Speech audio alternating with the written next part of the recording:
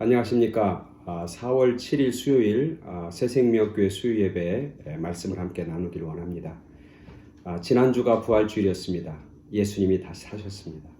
그 부활의 주님의 그 기쁨과 평안함과 영광이 여러분들 가정 가운데 또 여러분의 삶의 자리자리마다 차고 넘치게 되길 간절히 축원합니다.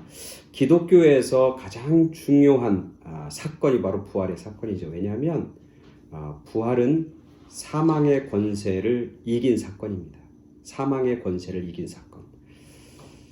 사망 가운데 사람들이 잡혀 있으면 두렵고 불안하고 그리고 떨게 되어 있죠. 그리고 절망하고 좌절하게 되어 있습니다. 그런데 그 모든 사망의 권세를 승리로 만든 사건, 그게 부활의 사건이고 그 부활을 통해서 이제는 사람들이 소망 가운데, 평안한 가운데, 기쁨 가운데 살아가게 되는 것이죠. 그래서 우리의 믿음, 우리 기독교 신앙에서 우리 모두가 끝까지 붙잡아야 할 신앙과 믿음이 있다면 바로 그것은 부활의 신앙, 부활의 믿음이죠. 그래서 부활 이후에 저는 부활한 주님이 찾아간 사람들이라고 하는 시리즈로 한 10번 말씀을 함께 나누고자 합니다. 예수님이 부활한 이후에 이 땅에서 40일 동안 사셨거든요. 40일 동안 사시면서 예수님이 찾아가서 만난 사람들이 있어요. 근데 예수님이 찾아가고 만난 사람은 다 예수님이 목적이 있고 의도가 있는 거예요. 이유 없이 찾아가는 게 아니고 이유 없이 만난 게 아니에요. 그래서 부활한 예수님이 누구를 찾아가고 누구를 만나 주셨나, 그 사건에 대해서 우리가 함께 살펴보길 원합니다. 오늘은 그 첫 번째 시간으로 예수님이 부활한 예수님이 처음 찾아간 사람들, 여인들이라고 하는 주제로 함께 말씀을 나누겠습니다. 오늘 말씀해 보면 오늘 말씀이 마태복음 28장 1절부터 10절까지인데 제가 봉독해 드립니다. 마태복음 28장 1절부터 10절. 안식일이 다 지나고 안식 후 첫날이 되려는 새벽에 막달라 마리아와 다른 마리아가 무덤을 보려고 갔더니 큰 지진이 나며 주의 천사가 하늘로부터 내려와 돌을 굴려내고 그 위에 앉았는데 그 형상이 번개 같고 그 옷은 눈같이 희건을 지키던 자들이 그를 무서워하여 떨며 죽은 사람과 같이 되었더라. 천사가 여자들에게 말하 이르되 너희는 무서워하지 말라. 십자가에 못 박히신 예수를 너희가 찾는 줄을 내가 아노라. 그가 여기 계시지 않고 그가 말씀하시던 대로 살아나셨느니라. 와서 그가 누우셨던 곳을 보라. 또 빨리 가서 그의 제자들에게 이르되 그가 죽은 자 가운데서 살아나셨고 너희보다 먼저 갈릴리로 가시나니 거기서 너희가 배우리라 하라. 보라, 내가 너희에게 일렀느니라 하거늘 그 여자들이 무서움과 큰 기쁨으로 빨리 무덤을 떠나 제자들에게 알리려고 다름질할세 예수께서 그들을 만나 이르시되 평안하냐 하시거늘 여자들이 나아가 그 발을 붙잡고 경배하니 이에 예수께서 이르시되 무서워하지 말라. 가서 내 형제들에게 갈릴리로 가라 하라. 거기서 나를 보리라 하시니라. 아멘. 부활한 예수님이 첫 번째 만난 사건을 마태복음은 이렇게 기록하고 있는 겁니다. 마가복음과 누가복음과 요한복음에 보면 약간씩 차이가 있습니다. 요한복음에 보면 예수님이 안식 후 첫날 새벽 미명에 가장 처음 찾아간 사람이 누구냐면 막달라 마리아라고 되어 있습니다. 그리고 다른 복음서에는 막달라 마리아와 다른 여인들이 함께 빈 무덤에 찾아갔고 그 빈 무덤에서 예수님을 만났다고 그렇게 증언하고 있습니다.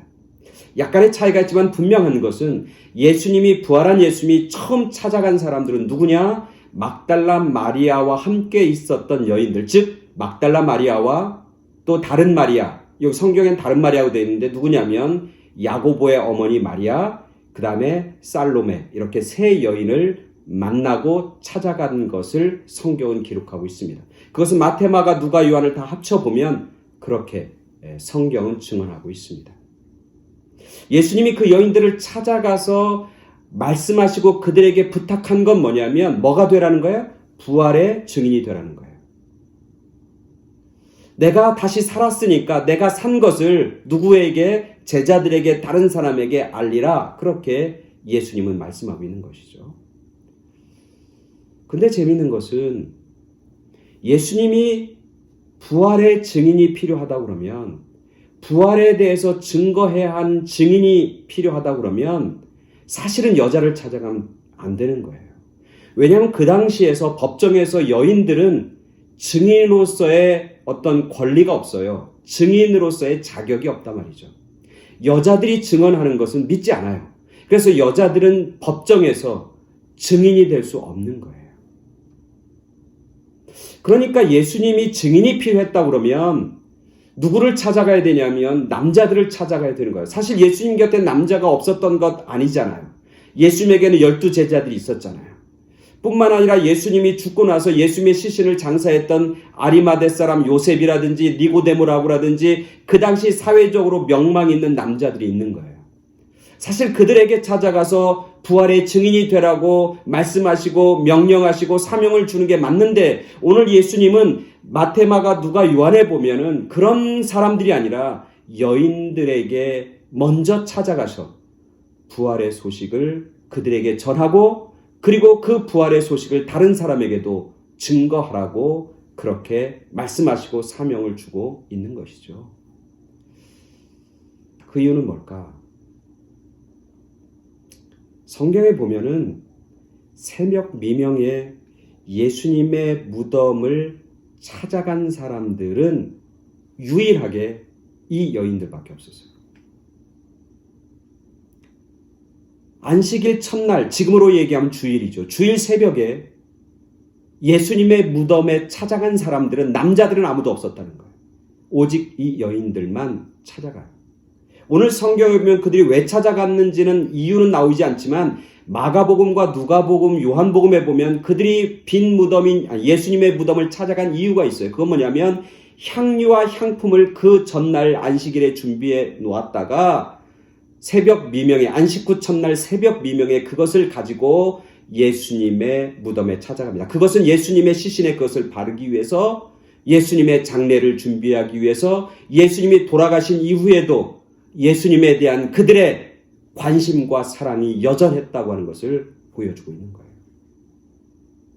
그들은 살아있을 때 예수님을 열심히 따랐어요. 그들이 예수님에 대한 사랑과 열정이 있었어요. 중요한 것은 뭐냐면 그 사랑과 열정이 변하지 않았다는 거예요. 상황이 달라졌음에도 불구하고 그들이 가지고 있는 사랑은 한결같았다는 거예요. 동일했다고 하는 거예요. 예수님이 살아있을 때도 예수님에 대한 사랑과 열정이 있었고, 예수님이 죽은 이후에도 예수님에 대한 열정과 예수님에 대한 사랑의 마음은 여전히 동일했다고 하는 거예요. 상황이 바뀌어도, 상황이 달라졌어도 그들은 예수님에 대한 사랑과 그들이 예수님에 대한 그 열정, 그리고 예수님을 따르는 그 마음은, 그들의 마음의 중심은 동일했다는 거예요. 그래서 예수님이 죽었음에도 불구하고 십자가 상에서도 끝까지 예수님을 따르고 한결같은 마음으로, 동일한 마음으로 상황과 상관없이 주님을 섬겼고 주님을 사랑했고 주님에 대한 갈급함과 열정을 그들은 소유한 여인이었다. 그래서 예수님은 첫 번째 그 여인들에게 찾아가시고 그 여인들을 만나주시는 것이죠. 성경에 보면, 오늘 성경을 보니까 그것보다 더 중요한 건 뭐냐면, 오늘 성경에 보니까 이 여인들은 예수님의 부활을 뭐 할 수 있는 사람이에요? 믿은 사람들이에요. 처음엔 믿지 않았어요. 마태, 마가, 누가, 요한에 보면 그들이 처음에 예수님의 무덤에 찾아갔을 때 빈 무덤을 보고 그들이 놀랐어요. 그들이 슬퍼했어요. 그들이 두려워했어요. 그리고 이게 어떻게 된 영문인지 그들은 몰랐어요. 그러나 그 이후에 그들에게 예수님이 부활했다고 하는 소식을 천사들이 전하는 그 말씀을 듣고, 성경에서는 뭐라고 하냐면 그 얘기를 듣고 그들이 예수님이 부활하시겠다고 하는 것, 죽은 이후에 부활한다고 하는 것, 그리고 내가 갈릴리로 간다고 하는 그 예수님의 모든 말씀이 생각나고 기억나고 믿게 되었다, 성경 기록하고 있어요. 오늘 본문에서도 마찬가지예요. 천사들이 두려워하는데 그 천사들 앞에 나타난 흰 옷 입은 사람이, 다른 얘기로 하면 천사가 그들에게 말하는 거예요. 그가 여기 계시지 않고 그가 말씀하시던 대로, 예수님이 말씀하시던 대로 살아나셨느리라 라고 이야기하는 겁니다. 그리고 이 얘기합니다. 가서 빨리 제자들에게 이르되 그가 예수님이 죽은 자 가운데 살아나셨고, 첫 번째 살아나셨고 부활했고 너희들보다 먼저 갈릴리로 가신다고 하는 소식을 그들에게 전하라. 이 얘기를 듣습니다. 이 얘기를 듣자마자 그 여인들은 뭐예요? 그거를 믿어요. 그래서 성경에 보면 뭐라고 되어 있냐면 그 여자들이 무서움과 큰 기쁨으로 빨리 무덤을 떠나 제자들에게 알리려고, 뭘 알리려고 그래요? 예수님이 부활했다고 하는 소식을. 왜? 그들이 믿으니까. 이제 부활한 소식을 천사를 통해서 듣고 그들 마음에 뭐가 생긴 거예요? 부활에 대해서 믿게 된 거예요. 그리고 그 천사의 말에 순종해서 믿고 자기가 믿은 그 부활의 그 소식을 증인이 되어서 제자들에게 알리려고 빨리 달름질할세 예수께서 9절에 보니까 예수께서 그들을, 그 여인들을 만나 이르시되 평안하냐 하시거늘 여자들이 나아가 그 말을 붙잡고 경배하니 이에 예수께서 이르시되 무서워하지 말라. 가서 내 형제들에게 갈릴리로 가라 하라. 거기서 나를 보리라 하시니라. 예수님을 만나는, 부활한 주님을 자기가 믿던 그 믿음대로, 예수님이 부활하셨어 라고 하는 소식을 그들이 믿고 그 믿음 가지고 행동하고 그 믿음 가지고 증인으로의 삶을 살겠다고 다름질치는 그 여인들에게 예수님은 찾아가시는 거예요. 믿은 대로 예수님을 만나는 그런 영광과 축복을 그들이 경험하게 되는 거죠. 예수님이 왜 처음 그 여인들을 찾아갔을까? 그 여인들은 뭐 하는 사람이었기 때문에 부활의 주님을 믿는 믿음을 가지고 있는 사람입니다. 부활의 믿음을 가진 사람들이 부활한 주님을 만납니다. 부활의 믿음을 가지고 있는 사람들에게 부활한 주님은 찾아가십니다. 그래서 그들에게 부활의 삶을 살아가도록, 부활의 증인의 삶을 살아가도록, 증인의 삶을 살아가도록 그렇게 주님께서는 그들에게 사명을 주고 그들을 일으켜 세워주시고 그들이 달려갈 수 있는 그런 소망과 길과 생명을 그들 가운데 공급해 주시는 것이죠. 우리 모두가 부활한 주님을 만나야 합니다. 다른 얘기로 하면 정말 우리가 갈급해하는 소원 중에 하나는 부활한 주님이 우리 삶 가운데 찾아오시는 그런 은혜가 우리 가운데 있어야 하는 겁니다. 근데 부활한 주님이 찾아오시는 건 오늘 여인을 보니까 어떤 사람? 한결같이 주님을 섬기고 주님을 사랑하고 주님을 갈급하는 그런 열정을 가진 사람들에게 주님은 찾아오십니다. 그리고 부활한 주님을 믿는 믿음의 사람들에게 주님은 찾아가셔서 부활의 영광과 기쁨과 그리고 감격과 그리고 평안을 그들 가운데 공급해주고 허락해 주시는 것이죠. 이게 바로 기독교 신앙의 핵심이고 부활의 복음의 능력인 것이죠.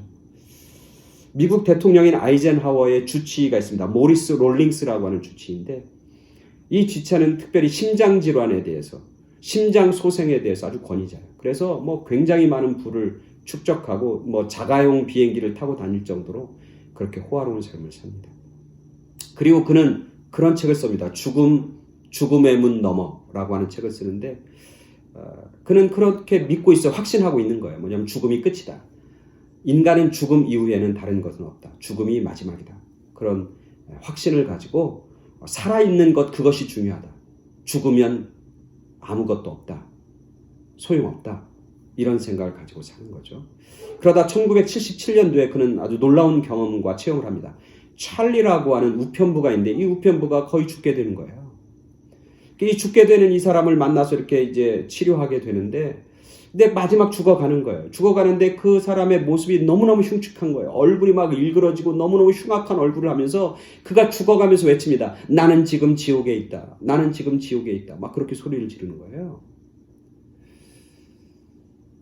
이 사람은 그 환자를 보면서 죽음 다음에 또 다른 삶이 있나? 라고 하는 의구심을 갖게 됩니다. 근데 다행히 그런 죽음의 문턱에 있던 이 찰리가 다시 소생하게 됩니다. 삽니다. 그리고 살아났는데 이 찰리라고 하는 사람이 뭘 보게 되냐면 성경을 읽는 것을 보게 됩니다.